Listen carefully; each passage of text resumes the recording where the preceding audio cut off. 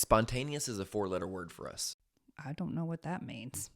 Spontaneous is a bad Oh, word. 4-letter word equates to a bad, like a cuss word? Welcome to the Far More Podcast. Hey, Liz. Hey, Jason. How are you doing today? You always ask me, or you often ask me. I'm doing? still sipping on the hot tea. Mm-hmm. I still sound a little nasally. That's again, it's manly. I still sound really manly with my ginger lemon tea. Yes. Let's just jump right in. Okay, let's go. Well, because here's the deal. Okay, what's the deal? This one is challenging. Well, aren't they all, in all honesty? Because why would we be talking about them if they weren't challenging? But we are parents. So for those of you out there who may be joining us for the first time, Jason, Liz, we are parents to 3 kids, 7, 9, and 11. And today we're talking about raising kids who love Jesus and love other people. It's that wide smile emoji is what I'm trying to do. Emoji? Is that what it is? The eek emoji? Yeah. Because we talk often on here about how certain things that we are called to do are such a tall order, and raising children to love Jesus and to love other people is such a tall order because, you know, that phrase, more is caught than taught. Mm-hmm. So ergo, we have to be the ones to model this behavior for them. And to me, loving Jesus is easy, but loving other people, you know, I mean, you laugh, but am I wrong? I mean, Jesus laid down his life for us and lived a perfect, sinless life. But people complicate things. People, that's a whole other ball game. You know, when you threw the title out and you went eek, like, this is weird. Like, I didn't go eek with you. I actually started from a place of hope and optimism. That's fantastic. But you know why? No, I think tell it's me because- more. I think it's because last week we had the pleasure of going to the middle school, high school Wednesday night worship session. Oh, that was so beautiful. Man, it was 150 kids in an auditorium. And I convinced Liz to have it my way, where we'd go in the back so we could observe more than kind of be up front. And she's an up front person. I am at least like the third row from the front kind of gal, but And that's I was like, 2 I rows further back than you want to be. acquiesced, and I was like, okay, let's observe. And so it was amazing and just inspiring for me to observe these young people, like, genuinely worshiping, genuinely praying for each other, and genuinely going to an altar to bow down before a holy God. Are you getting choked up? No, that's just my voice cracking. Oh, okay. I thought you were getting choked up. It was moving, but in this moment, no, it that's was just my very voice. moving. And so as much as I've been like, oh man, young people, it's going to be hard to spread the love of Jesus. And then you see these 150 young people that are doing it better than Most adults on a good day. Mm-hmm. Right? It was just inspiring for me and heartwarming. And then I was able to go in the back and kind of worship. And then 2 of our kids, or all kids, were in there with us. Well, to start off, it was 2, and then the third joined right. us after her thing was over. And so I was able to sit back and watch, like, 2 of our kids worshiping, like, hands up, singing. And I was like that was moving for me. Well, and one of them was your son. One of them was. Oh, you were getting there, weren't you? No, I wasn't going to name names, but you did. But he's the one that's like me, the highly analytical one, the one that's like a little skeptical of everything. Mm-hmm. And to see him, I'm like, well, 1, God's moving, and 2, maybe we haven't messed this thing up yet. Oh gosh. That was sort of my thought as well. Or, well, no, actually, because I know that I've messed up in so many ways as a mom. But I sort of kind of had that same, you know, when I looked over and saw our one of our daughters, just unapologetically hands up in the air, eyes closed, just singing her little heart out. And it just, I mean, there really are no words that I think could do justice to what it made, what it made me feel. But just like you said, seeing all of those other, older, because all these other kids are older than our kids. They are in middle school and high school. And just to see how, what's the word I'm looking for? Whatever the word, what's the opposite word of being embarrassed? They were, would it be bold? We talked on our last episode about boldness. They were proudly worshiping. Proudly. That's a great word. They weren't unapologetically. Unapologetically, but proudly. I like that word. I want to use that one. They were proudly just worshiping Jesus, didn't seem to care what those around them were thinking. And I just want that for our children so badly. Unfortunately, we can't make it happen for them. We can't make them do anything. Well, I say unfortunately, we don't want them to be robots. We want them to make their own decisions. But leading by example is hard sometimes. Well, it is, but I also think it's also connected to the episode we just did as well about praying bold, dangerous prayers. And we talk about, hey, we need to be praying bold prayers for us. We're always a lot more, I guess, good at praying bold prayers for our kids. Well, yeah, because we see the potential in them, and there might be a small part of us that wants to live vicariously through them, because we feel like, not that our chance is over, but I think a lot of times we selfishly do want to live vicariously through them. Well, yeah, or we don't want to be that bold, but I sure love if you would be. Yeah, because I'm here. Well, because we know that we're here. We are their safety net. Don't you think that's part of why it's easier to pray the bigger, bolder prayers for our children? Because we know that we're going to be there for them if they fall. Oh, that really got you thinking. Yeah, I don't know the answer to that question. That is an aspect. Of course we're there. Because that's what it makes me think of. I think for me, I think it has something to do with like my own pride, though. Okay, say more. Right? And expectations I put on myself. Because I have maybe bigger expectations on myself from a, quote, worldly perspective than I do my children. I have bigger spiritual kingdom expectations of them. Okay. Than you do of yourself. Than I do worldly expectations of them. Oh, okay. Right? Okay. I think that's a good thing. Right. For myself, I don't know the equation's the same. And that's where I was pausing. I was like, but we have to lead by example. I understand that. Because I'm shy of putting kingdom expectations on things, because it feels weird and sounds weird and scary. And dangerous. Right?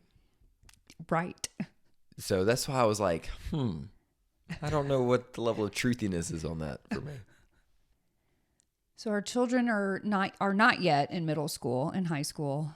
They are in elementary school. Middle school scares me. It should. I have heard some horror stories, but we'll save that for another podcast. Okay. But something that I try to teach them and to tell them, well, number one, we pray this same, what may seem cheesy prayer every single morning, without fail, every single morning on the way to school. I'm not going to go into it. I'll put a little link to it in the show notes, but they repeat it every morning, and right before they get out of the car and step onto the quote unquote campus, I say, show and share the love of Jesus. And I found myself really thinking about, what does that look like for a 7, 9, and 11-year-old in an elementary school? And because, I mean, what am I expecting of them? But let's think about that. We're training them away in which we want them to go. Yeah. A lot of that is serving and loving others, right? And so anytime there's an opportunity at the school to, hey, sign up to be this kind of ambassador or this kind of leader or leader mentor. or help teach younger grades this, like we're like, you're doing this thing, Yeah. right? To kind of just train them in the way we want them to go in terms of Serving others. But what I love about it is it's not like they are not pushing back of, I don't want to do that, and we got no, we're making you. They're like, okay, I'm in. Yeah. And so I think it's just providing those moments and training them in a direction of what it looks like to constantly thinking about serving others. Well, it's funny that you said that, because even our youngest, her teacher sent me an email saying, you know, I just want you to know, she ended the email saying, I want to be like Piper when I grow up. And the email basically just said there was a kid who was having some trouble and in test taking, and I think he just got really anxious. And Piper said, would it help you if I just rubbed your back? And he like pleadingly looked at her and said, yeah, you know, nodded his head yes. And apparently she just rubbed his back while he was taking this test, and it calmed him down. And I'm just thinking, that is showing the love of Jesus, 100%. right? Because this is also somebody who's mean to her a lot too, but she didn't care in that moment. She saw someone in need. And even though he's not always nice to my little blue eyes, she forgot about that. That didn't enter her thinking. Yeah. She was like, this person needs my help. I am going to help them. You know, so it's interesting. You talk about this episode about raising kids to love Jesus and love people.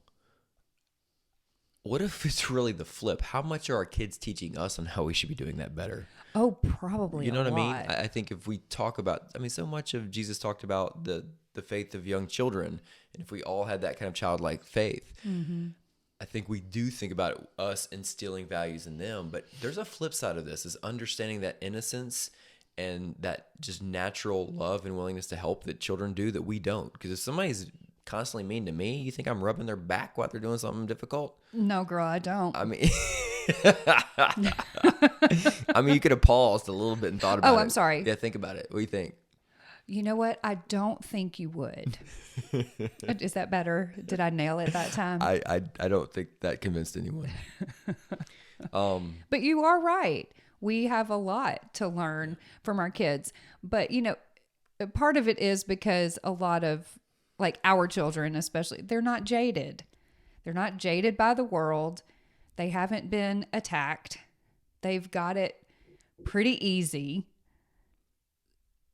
So isn't it just easier for children to be loving because they haven't hit the waves yet? They haven't hit the storms. So maybe this episode should be, what can we learn from our kids? What can we learn from the group of middle school and high school kids that we saw worshiping? You know, it's almost the inverse. Yeah. And I do want to rewind just a minute. I'm not trying to say that there aren't kids out there who don't have adversity very early in their lives. There are so many. I was speaking to specifically about our children because they haven't faced very much adversity, pushback, storms in their lives at all. I mean, you're limiting tech time now, so. Well, that's so silly. Woe is them. Woe is them that they have. Don't get me started on that. I would take it all away. You know, so you mentioned, just think about the middle schoolers and the high schoolers, and there are a handful, it maybe even be more than a handful, of this same group of kids in our church who, whenever there is a need for a volunteer, someone to serve, someone to help, they are there. They're there. They are so giving of their time. And it's a little retroactively convicting, meaning I look back on who I was at their age. So let's just call it 13, 14, 15, 16, 17, between that age range. I wasn't serving in the church. I wasn't giving of my time. I was very much doing my own thing, hanging out with my friends, putting self first. That is not loving others like Jesus loved. He was definitely an others first type of person. And I see that in a lot of the young people at our church, and it's inspiring. So what do we need to keep doing to our kids now before they're in that season to make sure that they can follow the same path? Forcing them to volunteer? No, No, I'm kidding. Presenting them opportunities. But what? Okay, yes, presenting them opportunities. Actually, you know what? I actually was saying we would sign them up for it, which is the same way of saying forcing them to do it. No, presenting them opportunities. No, but listen. What I was going to say is, so I was talking to our oldest. Middle school is next year, meaning he will be old enough to serve in the children's area. And when he and I were talking about it, he was excited, which I was frankly a tad surprised about. Just a little, because he's a great kid. But, you know, like hanging out with the little kids, I didn't think that was going to even be on his radar. But it was as if it was just the natural next step for him. That's kind of the sense I got from him. My heart grew 2 sizes. Well, I think what's interesting is if they're viewing it as some kind of like growth and progression, they get excited about it versus some kind of mandate. Say more. Like, what do you mean growth and progression? I mean, I know what those words mean, but...